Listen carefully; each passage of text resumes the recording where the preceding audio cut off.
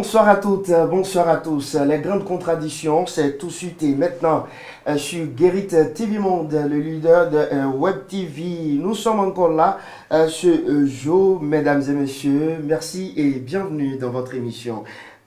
Achille Ossou, bonsoir. Bonsoir, Chamzine Badarou. Nous sommes encore là ce vendredi. Nous sommes là, nous remercions le Seigneur pour nous avoir conservé la vie. Et nous remercions aussi nos amis d'être toujours au rendez-vous. Gaspard Ganossi, bonsoir. Bonsoir, Chamzine Badarou. Nous sommes encore là. Absolument, nous sommes là. Achille Ossou, il faut désormais payer une taxe de 5% sur nos frais de retrait en ce qui concerne les réseaux GSM, Move Money ou MTN One. Ce qui me surprend, c'est qu'en janvier dernier, l'information avait déjà circulé et la direction générale de MTN avait démenti la chose. Malheureusement, nous constatons que c'était un ballon d'essai et ils ont peut-être lu la réaction des Béninois et rapidement, ils ont retiré l'information et cela est revenu. Et donc, on constate que MTN, j'allais dire, bon, je ne sais pas si, j'ai lu pour MTN aujourd'hui, je ne sais pas si Move est aussi dans la même dynamique. Donc, MTN a voulu servir un plat très chaud aux Béninois. C'est ce qui a été fait aujourd'hui et il faut dire que ce n'est pas bien. Ce n'est pas bien parce que au moment où MTN était en train de démentir l'information sur les réseaux, le directeur général des impôts, c'est ça, on dit, Nicolas Yanossi était aussi monté au créneau pour expliquer aux Béninois qu'en fait, il ne s'agissait pas, par rapport à cette nouvelle taxe, il ne s'agissait pas pour les opérateurs GSM d'augmenter les frais de retrait et de transfert, mais plutôt que la taxe était appliquée sur les bénéfices réalisés par ces structures de téléphonie mobile. Malheureusement, nous constatons que ces réseaux font porter la charge aux consommateurs, ce qui vient davantage créer plus de difficultés qu'on appelle aux pauvres citoyens béninois, aux pauvres consommateurs donc, de ces produits-là, parce que nous craignons déjà à la cherté de la vie.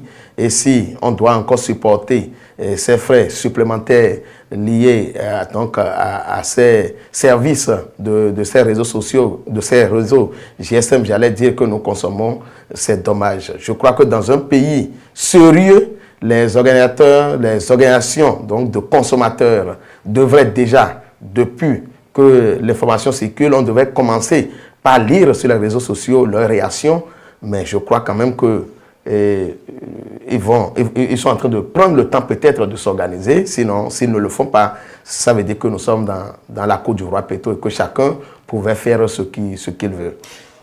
Merci Achille Ossou, Gaspard Ganossi. Qu'est-ce qui se passe concrètement? Ce qui se passe, on ne sait pas. C'est à nous de poser la question de savoir ce qui se passe. On ne sait pas ce qui se passe. Et je trouve que c'est dommage. D'abord, quand tu prends les opérateurs GSM, moi, je ne sais pas, avec le chiffre d'affaires qu'ils font, avec tous les milliards qu'ils engrangent, pourquoi sentent-ils le besoin d'appliquer ces 5 francs de taxes-là sur chaque citoyen? 5%, 5%. Oui, bon, 5% bien sûr, 5%, oui, 5% à tous les... Oui, c'est pas petit, c'est par rapport au retrait, au dépôt que tu fais. Et c'est pas petit, c'est une manière, encore une fois, de gruger le concitoyen. C'est vrai que Achille a parlé d'un seul opérateur économique, mais je suis désolé, ce sont les deux. Il y a l'un qui n'a jamais cessé depuis que cette affaire-là est, et notamment Move, eux, ils ont déjà commencé par appliquer depuis janvier.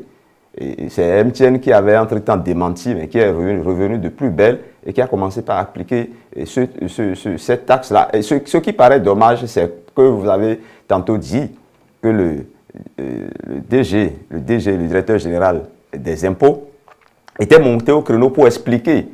Mais c'est qui finalement le dindon de la farce? C'est comme cette affaire de facture normalisée de TVA. On dit non, que que c'est pas à tout le monde que cela s'applique et que ça ne doit pas induire une augmentation des frais de scolarité, que ça ne doit pas induire une augmentation des tarifs. Mais malheureusement, c'est ce à quoi nous assistons. On applique la TVA à tout le monde comme on le veut. On fait tout ce qu'on veut avec le citoyen. C'est le même cas d'espèce où on nous a dit non, que ce n'est pas le consommateur final qui doit payer cette taxe-là. Mais malheureusement, c'est au vu et à la barbe de tous que cela se fait. Et il n'y a pas de réaction. Je ne sais pas qui... Quand on nous explique, on dit non, les opérateurs ne doivent pas appliquer ça aux citoyens. Et que les opérateurs appliquent et qu'on ne dit rien, finalement, on se dit, mais qui est-ce qu'on trompe? C'est le citoyen qu'on trompe. Enfin, je ne sais pas.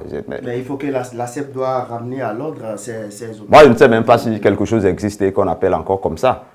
On a taxé nos mots. Maintenant, en fait, c'est comme si cette affaire-là n'existe pas. Nous souffrons tous les jours des abus des opérateurs, mais il n'y a pratiquement jamais de réaction de ce côté-là. Donc, moi, je ne sais pas si c'est... Quand on parle de structures budgétivores inutiles, il faut regarder également de ce côté-là. Achille Osso, les consommateurs aujourd'hui, est-ce que cette association existe encore? Ben, vraiment, je ne sais pas. Je ne sais pas, c'est pourquoi j'ai dit peut-être qu'ils ont pris le temps encore de s'organiser, sinon, malheureusement, on devrait déjà commencer depuis, ça fait au moins 2-3 heures que j'ai lu, je ne sais pas depuis quelle heure ça a commencé à circuler sur les réseaux sociaux, mais ça fait tout au moins 3 heures de temps que j'ai lu l'information sur... non, mais depuis hier, au moins, c'est déjà appliqué sur les... je n'ai même pas fait attention. Je n'avais même pas fait attention. Donc, depuis hier, ça veut dire que on nous a fait consommer la chose et qu'il n'y a pas eu de réaction. Ça veut dire, comme vous pouvez vous en douter, enfin, qu'on n'a pas d'association de consommation dans le pays. Je ne sais pas si ils sont seulement là pour chercher à se faire graisser les pattes, ou s'ils sont vraiment là pour défendre le consommateur. Malheureusement, le consommateur béninois est pris en otage de toutes parts. Et vous constatez déjà que depuis que cette affaire, qu'on appelle depuis la mise en application de cette taxe-là, on constate déjà même sur les mots que nous achetons que le temps de consommation a été sérieusement réduit. Donc, les mots étaient déjà tassés. Et donc, aujourd'hui, on vient encore en ajouter en appliquant les 5% sur les frais de retrait et de dépôt. Il va falloir que, je crois que ce que nous disons tombe dans les oreilles les plus indiquées et que le gouvernement lui-même prendra le taureau par les cornes et essaiera donc de nous sauver de cette nouvelle qu'on appelle, qu'est-ce qu'on peut dire? Bon, je ne voudrais pas dire qu'on est en train de nous taquiner, mais voilà ce que nous constatons. Et le gouvernement, c'est le gouvernement qui a le dernier mot. Il faut que le gouvernement réagisse pour défendre la cause du consommateur. Merci à vous, Achille Osso. Le deuxième sujet à présent, Gaspard Adiamansi. 20e circonscription électorale, des militants FCBE auraient démissionné et désormais ils sont avec le bloc républicain. Non, bah et le député Akoma a brandi le trophée. Non, c'est ça. Si le ridicule pouvait tuer, il en serait mort certainement. En fait, cette affaire on démissionne d'un parti vers un autre parti et souvent on organise du spectacle autour. Bon, pourquoi on a vu quand même à la télé généralement étaient autour de non mais Akoma, oui, ça se passe généralement. Et bon, oui, on voit ça souvent. Mais ce qui est cocasse dans le cas d'espèce, c'est que c'est comme si c'est les mêmes militants du même parti qu'on a pris, qu'on a brandi à la télé comme étant des démissionnaires, puisque justement, des militants FCBE sont montrés au créneau à travers un point de presse pour montrer que c'était du cinéma et que ceux dont on parle là ne sont pas en réalité des militants FCBE, ou du moins ne sont plus des militants FCBE, mais sont déjà avec le député en question. Maintenant, bon, comme les élections approchent, et qu'il faut montrer aux grands dirigeants du parti qu'on fait quelque chose, il faut secouer le cocotier, il faut montrer qu'on fait quelque chose. On peut organiser ces genres de spectacles, montrer que des gens adhèrent alors que personne n'adhère. c'est ça qui est bizarre dans le cas d'espèce. Bon, je ne dirais pas que les gens n'ont pas adhéré, mais généralement, quand ça se passe, c'est silence. Mais dans le cas d'espèces, malheureusement, ça devient de la localité. On réagit. Voilà, ça veut dire que qui ment, qui dit la vérité. Bon, je ne sais pas quel intérêt le député a à organiser ces genres de spectacles. Quel intérêt les autres ont à le démentir. Bon. N'oubliez pas que Akoma, c'est quand même, on peut dire que c'est un homme fort de la localité. Bon, moi je n'en sais. La 20e, hein. Bon, écoutez, s'il est fort et qu'il est tellement sûr de sa force, pourquoi il organise un tel spectacle? On dit souvent. C'est un spectacle qu'il a organisé. Non. On donné les points de vue, mais rien. On dit le tigre ne proclame pas sa tigritude. Le tigre saute sur sa proie et la dévore. Si tant est qu'il est fort, il n'a pas besoin de faire adhérer les militants par la télé ou par les réseaux sociaux. S'il est fort, c'est qu'il est fort. Et il va le démontrer dans les urnes. Moi, j'estime que c'est comme ça qu'on peut montrer qu'on est fort. Mais c'est pas... Bon, même si les gens adhèrent, il peut les faire adhérer sans faire le spectacle qu'il a fait là. Et malheureusement, c'est toute honte vu que les autres sont venus dire que c'est faux et que les gens n'ont pas adhéré. Bon, sinon... Il a voulu se donner en spectacle et les gens l'ont tourné en ridicule. Et je crois que ce n'est pas à son honneur que tout cela, ça se passe. Achille Ossou, vous êtes du bloc républicain. Est-ce que vous êtes au courant? Vous savez que... J'espère que moi, je ne suis pas FCBE. Non, vous êtes du PLD. Achille Ossou et votre camarade Akoma. Bon, il travaille pour le bloc républicain de la 20e. Mais je ne sais pas si là. C'est vrai que les vrais FCBE ont donné de la voix pour. Mais je ne sais pas si. L'information. Je ne sais pas si l'honorable Akoma a intérêt à se moquer du bloc républicain, encore moins de ses responsables. Je ne sais pas si il peut se permettre aussi de faire venir des caméras pour faire voir des militants bières comme étant des militants FCBE qui démissionnent de leur parti. Malheureusement, depuis que les responsables FCBE sont montés au créneau pour démentir ce qu'ils ont appelé une certaine théâtralisation de mauvais goût, ces militants qui auraient démissionné ne sont plus revenus à la face du monde pour confirmer qu'ils étaient effectivement des militants FCBE et qu'ils ont démissionné pour rejoindre le bloc républicain parce que, ayant désormais foi à la lutte politique d'un certain leader comme l'honorable Akoma dans la 20e circonscription. Ce qui est sûr, c'est que rien n'est caché sous le soleil. Je crois que les jours et les mois vont nous permettre donc d'avoir vraiment un visage plus clair de l'environnement politique dans la 20e circonscription électorale. Mais il faut dire que nul n'est dupe. Si l'honorable Akoma voulait faire ce cinéma-là pour... Pourquoi vous parlez de cinéma? Non, mais je bon, ne comprends pas. je suis au conditionnel. J'ai dit, s'il voulait faire du cinéma pour peut-être intéresser davantage les responsables de son parti, parce que n'oubliez pas que nous sommes à la veille des législatives. C'est déjà pratiquement la fièvre pour les prochaines législatives.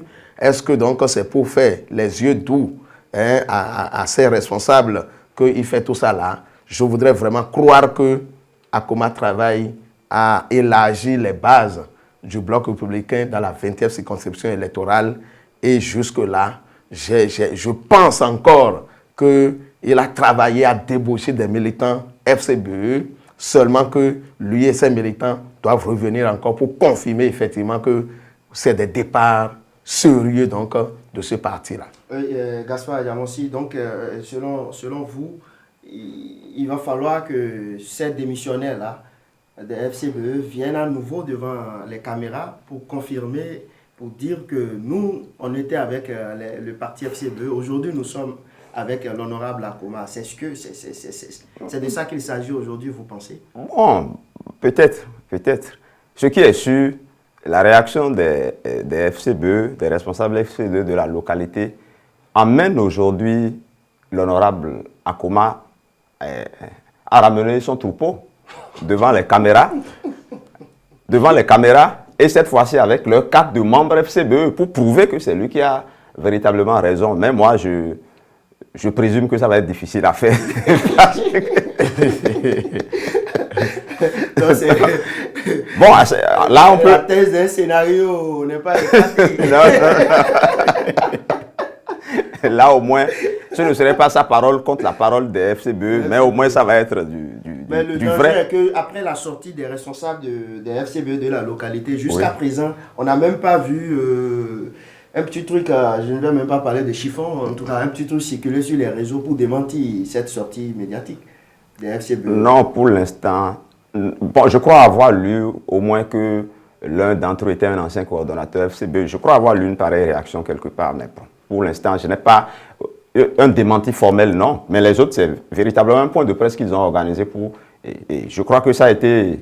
J'ai lu un long test où, argument à l'appui, ils ont démontré que c'est des gens qui n'étaient plus, en citant bien sûr des noms, puisque il y a beaucoup de localités qui ont été citées, d'où les démissionnaires seraient originaires. On a dit à Pro-Mistrité, je crois on a dit Zungué, quelque part dans Dangbo, on a dit à Franco, on a cité des localités, mais dans le point de presse des FCBE, je crois qu'on a cité nommément les gens et on a essayé de démontrer que, évidemment, que ce n'était pas des FCBE ou bien qu'ils étaient en rupture de banc avec les FCBE il y a très longtemps.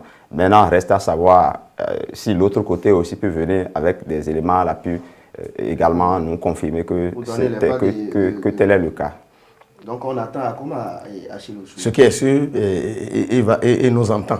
Il nous entend et il tirera certainement leçon de ce petit conseil en matière de communication politique. Non, mais c'est juste pour soigner son image et pour permettre vraiment... Il faut qu'il parle, il doit parler. C'est ça, il faut qu'il confirme vraiment son leadership si, entre-temps, il avait vraiment travaillé à débaucher les... En fait, il ne rate pas une occasion de parler, mais j'espère que cette fois-ci, il ne laisserait pas... Parce que moi, j'ai l'impression que c'est quand même une douche froide, c'est un peu une honte. J'espère qu'il va essayer de laver cet affront-là que les gens lui ont fait.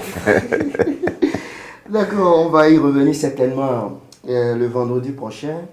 Si éventuellement Honorable Akoma et ses amis donnaient une conférence de presse ou un point de presse pour... Bon, j'espère vivement qu'il va nous donner tort. Bon. Mais comme le disent les Anglais, wait and see. Wait and see. Le troisième sujet à présent, les citoyens peuvent désormais écrire directement au président de la République pour exprimer leurs différentes préoccupations. C'est via un lien rendu public cette semaine. Gaspard Diamossi. Bon, c'est déjà une très bonne chose. Le président de la République, par peut-être cette initiative, s'est rendu accessible, plus accessible encore aux Béninois.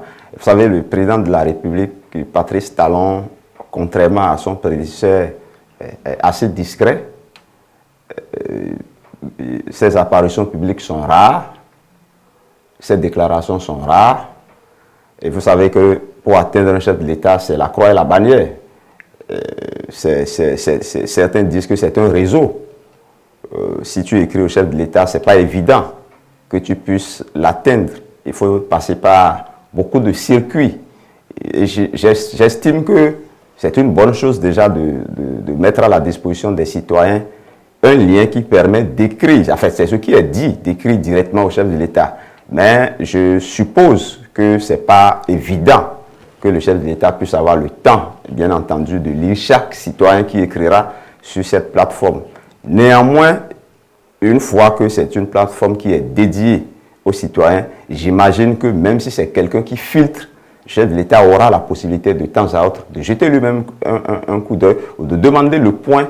Donc, c'est déjà quelque chose de correct. Maintenant, c'est l'usage que nous, les citoyens, nous ferons de cette plateforme-là. C'est là où il faut véritablement réfléchir. J'espère que ce n'est pas... Parce que généralement, qu'est-ce que nous faisons? Quand vous prenez le numéro des sapeurs-pompiers, il se trouve des malheureux qui appellent le numéro juste pour le plaisir d'appeler pour embêter les sapeurs-pompiers. Il en est de même pour le numéro de la police. Voilà, des gens vont écrire du n'importe quoi. Et là, on ne saura pas qui dit la vérité, qui dénonce quoi, qui ne dénonce pas quoi. Cela va amener à peut-être rendre moins crédibles les écrits qui sont... Si beaucoup de plaisantins commencent par prendre d'assaut, ça ne va pas rendre crédible ce qui s'écrit. J'espère donc que nous allons prendre ça véritablement au sérieux, que nous allons y faire du sérieux. Mais c'est déjà une très bonne initiative, comme je l'ai dit tantôt. Achille Osso, le chef de l'État s'ouvre à son peuple. Vraiment. Et comme on le dit, gouverner, c'est prévoir. Et Patrice Talon est le président de tous les Béninois. Et en tant que tel, je crois que c'est une bonne initiative que de permettre aux citoyens lambda, qui peut-être n'a pas la possibilité de franchir le perron de la présidence de la République pour aller parler à Patrice Talon en tant que président, alors qu'il est porteur donc d'une préoccupation qu'il pense que c'est au président lui-même qui peut l'exprimer.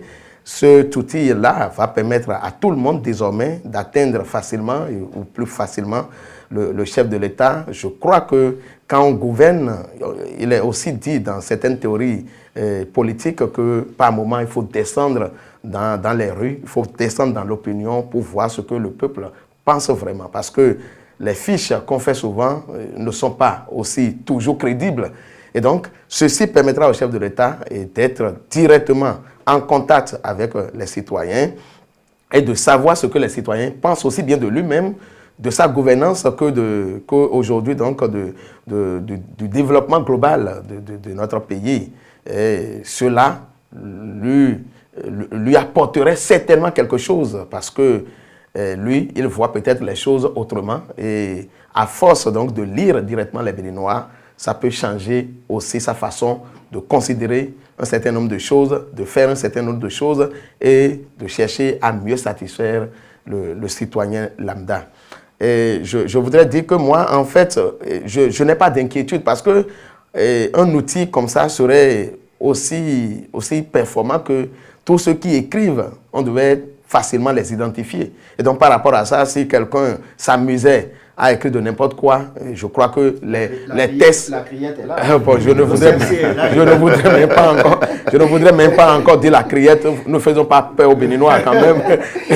Ne faisons pas peur aux Béninois. Mais nous avons les tests de la République qui interdisent quand même un certain nombre de comportements via les réseaux sociaux et en tant que tel que nous prenions cet instrument-là comme un instrument sérieux qui pouvait donc nous permettre désormais d'être en phase avec le chef de l'État, de lui faire des propositions et peut-être aussi de l'aider à mieux gouverner.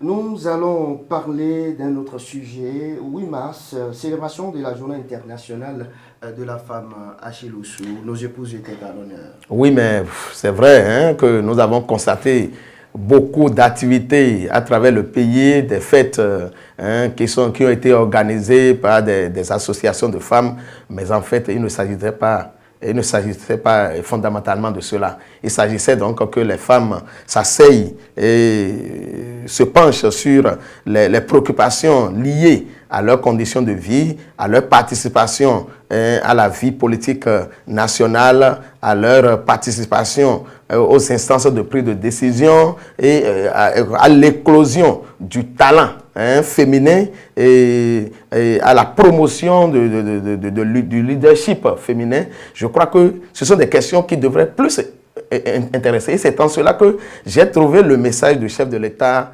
message qu'il a adressé à l'endroit des femmes dans le cadre de cette célébration-là, que c'était un message d'engagement.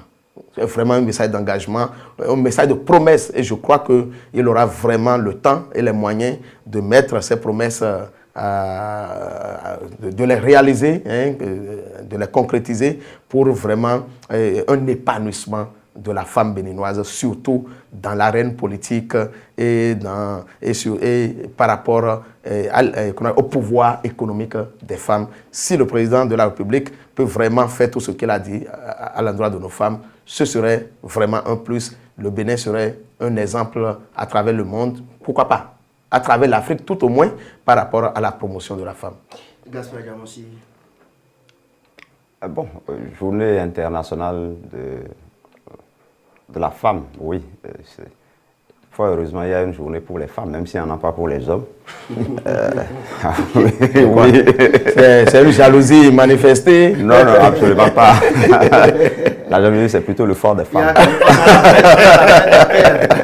Il y a la fête des pères. Et la fête des mères également.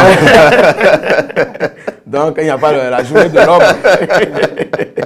Bon, on réclame la journée de l'homme. Alors, si le président Soglo a eu le courage en déclarant 10 janvier comme la fête de Vodou, le chef de l'État aura certainement le courage de décréter lui aussi une journée nationale, tout au moins nationale. Je ne sais pas si les hommes réclament une pareille journée. Ce qui est sûr, il y a déjà un plus selon moi dans la célébration.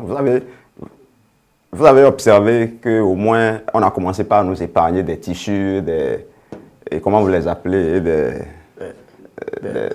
parures, des trucs que les femmes mettent sur la tête, les casquettes, les foulards, voilà, les foulards, tout ça. Entre-temps, c'était la mode. Quand on dit 8 mars, vous les voyez, on porte. En ce moment-là, c'était les « je vous aime ». Vous êtes toutes belles. Bon, heureusement. Bien sûr qu'elles sont toutes belles. Bon, heureusement, il y a eu ça en moins. Et en réalité, c'est une journée qui devait permettre aux femmes, puisque c'est chaque année, de faire le point du chemin parcouru. Je crois que cette fois-ci, ce que les femmes ont gagné, d'abord, elles ont gagné des lois qui les protègent davantage. Je crois que le Parlement béninois a fait œuvre utile en votant ces lois, même s'il y en a qui ont créé beaucoup de débats et suscité beaucoup d'interrogations des Béninois. L'autre chose qu'elles ont également au Bénin, c'est que au moins pour la prochaine législature, 24 places leur sont garanties. C'est une première dans l'histoire du Bénin. Donc on aura au moins 24 femmes à l'Assemblée nationale. Je crois que c'est une discrimination, mais une discrimination positive qui permet aujourd'hui aux femmes d'avancer. Ça au moins c'est un chemin parcouru. Je crois que le chef de l'État a également pris l'engagement de promouvoir davantage les femmes. C'est une bonne chose. Mais en même temps, il faut regarder également peut-être là où il y a du recul. Je ne sais plus, moi je ne suis plus. Entre-temps,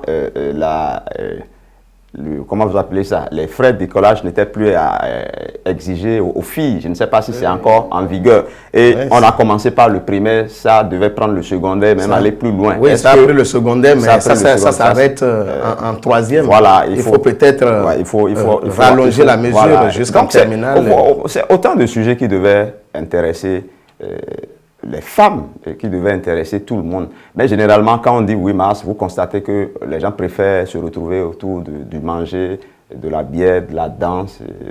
C'est comme ça que les gens aiment célébrer, alors qu'en principe, il faut s'asseoir et faire le point de ces genres de situations. C'est vrai que d'autres le font, c'est vrai qu'il y a beaucoup de sujets, mais vous allez constater que souvent, à ces occasions-là, c'est souvent dans les discours qu'on entend femme, mais le concret n'y est pas. Et on espère que ça va changer. Mais n'oublions pas que désormais, nous avons un institut national de... Oui, il y a un institut. Voilà. Et qui devrait... C'est cet institut-là que nous devrions surtout voir à l'œuvre. Ça aussi, c'est un acquis qu'il y ait cet institut pour les femmes. Pour cette journée-là. Rassurez-vous, je ne vais pas réclamer un institut. Rassurez-vous, je ne vais pas réclamer un institut pour les hommes. C'est un acquis. Oui. Elle travaille dans l'ombre. Déjà, elle fait un travail qui se fait dans l'ombre. Non. Écoutez, soyons patients. Elle vient d'être installée. Je suppose qu'elle est en train de prendre ses marques, qu'elle est en train de s'installer. Le PDG et M. Gaspard Diamossi sont dans le secret donc, de Madame... Non, c'est ce que tout le monde voit. Elle a été nommée. Moi, je n'ai pas encore vu. En fait, de toutes les façons, on aura le temps. Vous l'avez vu travailler dans l'ombre, c'est ça ce que vous dites? Elle travaille. Bon, moi, je n'ai pas dit. Moi, je n'ai pas dit qu'elle travaille dans l'ombre. Ça devient intéressant. J'ai dit qu'elle vient d'être installée, qu'elle est en train de s'installer, qu'elle est en train de prendre ses marques, et que certainement, avec le temps, il y aura des actions, et c'est sur ces actions justement qu'on pourra... d'accord, elle finira par s'installer. On parle de nombre, qu'est-ce qui vous dérange dans le nombre? Pardon. Vous maîtrisez quoi? Nous voulons voir. Pourquoi quand, vous savez, Pourquoi vous nous intimidez? Quand on a dit, moi j'ai dit tout à l'heure qu'il faut travailler, pas dans l'ombre, mais peut-être en silence. Tout à l'heure, on a dit que les gens font des adhésions spectacles, les gens font du cinéma.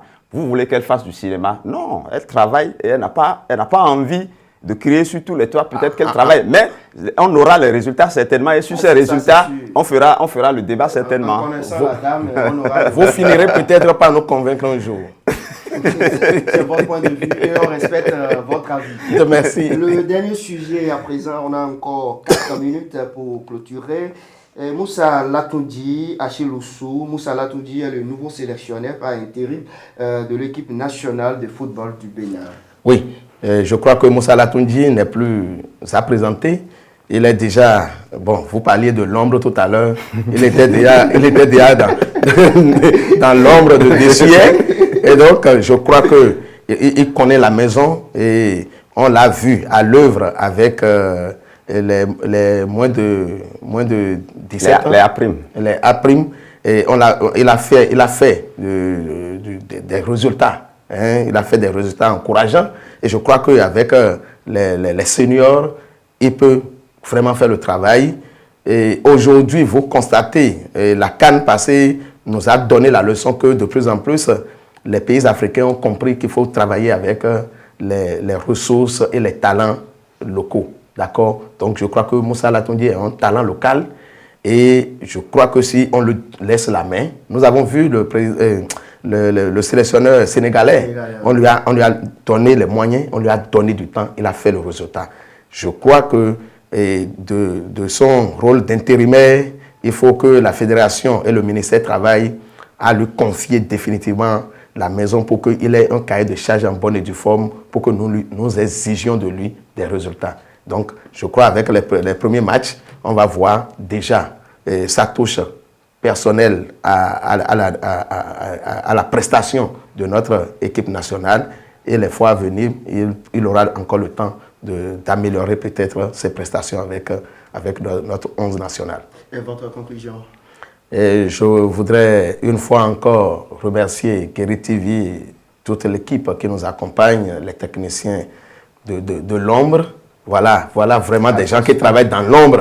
Les gens qui travaillent dans l'ombre, on les voit travailler dans l'ombre. C'est ce qu'on réclame. Alors, donc, à vendredi prochain pour un autre numéro. Merci Achille Oussou, Gaspard Adjamonsi et Moussa Latoundji. Moi, j'applaudis parce que je suis de ceux qui réclament qu'on fasse confiance aux compétences locales. Et quand on parle de compétences locales, il ne faut pas penser que Moussa Latoundji n'a fait que ses classes au Bénin. Non. D'abord, il a joué au Nigeria, il a joué en France, il a joué en Allemagne. Après avoir joué, bien entendu, au Bénin, dans les Dragons de Lomé. Tout le monde sait le type de joueur qu'il est. Et quand on dit compétences locales, c'est pas, il a eu ses diplômes à l'étranger, il a eu une licence. Il a fait une école UEFA. Donc, il a entraîneurs. Donc, c'est un entraîneur plein. Maintenant, moi, je suis sûr qu'avec lui, on peut avoir des résultats. Et maintenant, il faut être patient. Ce n'est pas les prochains matchs, là, on va lui imposer de gagner, on va lui laisser le temps de travailler. Malheureusement, il n'est qu'intérimaire.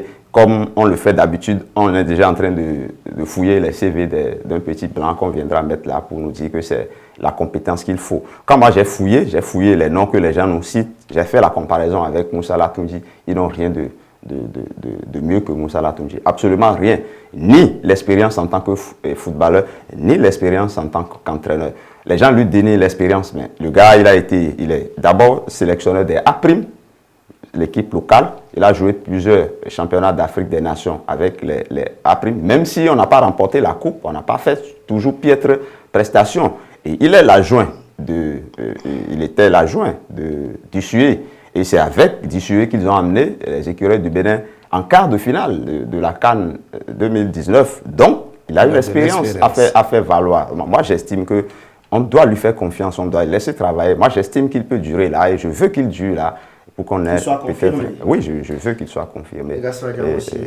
Merci. Votre conclusion. Oui, je vous remercie déjà pour l'humour, pour le débat. Et On remercie ceux qui font l'actualité. On espère qu'ils feront davantage l'actualité pour que le vendredi prochain, mais pas en faisant des bêtises, il faut qu'on ait l'opportunité encore une fois de débattre. Merci. Merci beaucoup, Achoussou, merci. Merci. Aussi, merci. Mesdames et messieurs, c'est terminé. Tout le monde descend. On se retrouve vendredi prochain pour un autre numéro, si Dieu le veut. Au revoir.